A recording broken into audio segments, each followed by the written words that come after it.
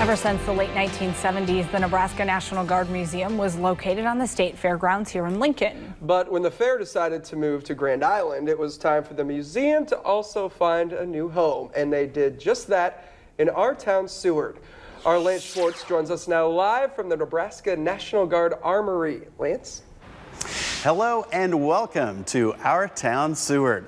The original National Guard Armory building was built here in Seward way back in 1956. So when it came time to turn it into a museum a few years ago, it took every bit of a $2 million federal grant. The renovation from the old armory to the new museum was officially completed on July 4th of 2015. You know, I did 32 years in the Nebraska National Guard and Iowa National Guard. You know, I've loved looking back on my military experience. It was great being a soldier. Now retired from the military, Jerry Meyer also thinks it's great being the state historian for the Nebraska National Guard. I love it, and I love the history. But the history is the people, you know, and we look back on those years, we look back at our history, it's really stories. And there are stories everywhere you look in this museum. One of our newest exhibits to the Nebraska National Guard is this mock World War I trench.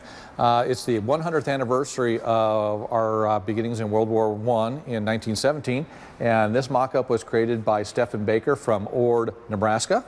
And it is on display to the museum through the next couple years. We settled here in Seward just for a number of reasons. It's been a great move ever since. Lieutenant Colonel Kevin Hines is the State Public Affairs Officer for the Nebraska National Guard. You also have a chance to see an actual P-51 Mustang engine. I've had an opportunity to cover the National Guard for a lot of years, especially during the Operation Desert Storm up until the current conflict. And the opportunity to be part of something that's going to preserve those stories, this is kind of a dream come true, because there are just so many stories that so many people don't even know it's part of our state's history. Lieutenant Colonel Hines says the museum is being unveiled in phases. This is the Jones National Bank Theater. This was part of the effort that we unveiled last summer at 4th of July. Lieutenant Colonel Hines says over the past 163 years, 109 Nebraska communities have hosted a National Guard or militia unit. We're talking tens of thousands of service members that have served both in war and in peacetime, but it's all part of this one Nebraska story. And that's why we're really excited to be able to help people know this part of Nebraska history that a lot of people probably have never even thought about.